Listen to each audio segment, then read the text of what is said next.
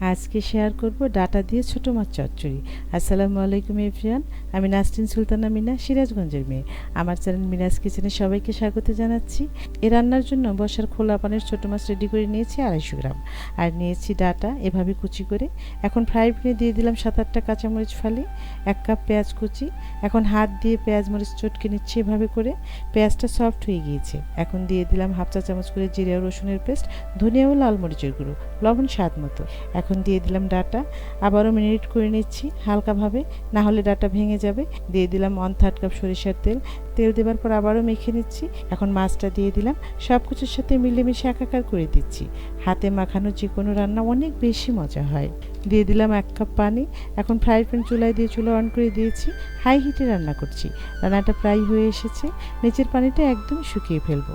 Data দিয়ে ছোটো মাছের চচ্চড়ি গরম ভাতে অনেক বেশি ভালো লাগে, নিচে শুধু তেলটা থাকবে। এই যে হয়ে গিয়েছে রান্না, চুলা বন্ধ করে দিলাম। এখন একটা সার্ভিং প্লেটে দিয়ে দিলাম। দেখুন কতটা সুন্দর হয়েছে ডাটা দিয়ে ছোটো মাছের চচ্চড়ি।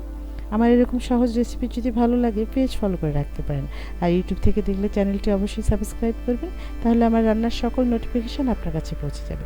আজ বিদায় নিচ্ছি, সবাই সুস্থ থাকবেন, নিরাপদে থাকবেন, আমার পরিবারের জন্য দোয়া করবেন। সামনে নতুন রেসিপি দেখার আমন্ত্রণ রইল। আল্লাহ হাফেজ।